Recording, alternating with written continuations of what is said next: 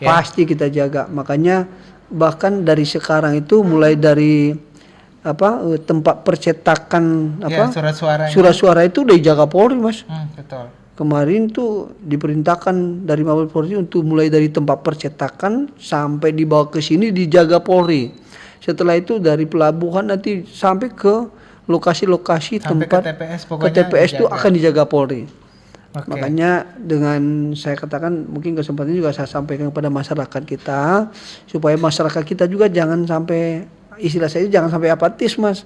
Ya betul. Iya kan? Betul, ya. Jadi informasi itu kita sangat butuhkan banget dari masyarakat kita gitu loh. Jadi jangan sampai juga cuek aja lah atau makanya saya bilang bahwa pesta ini benar-benar namanya pesta. Berarti kita harus bahagia, harus senang, ya kan, bergembira.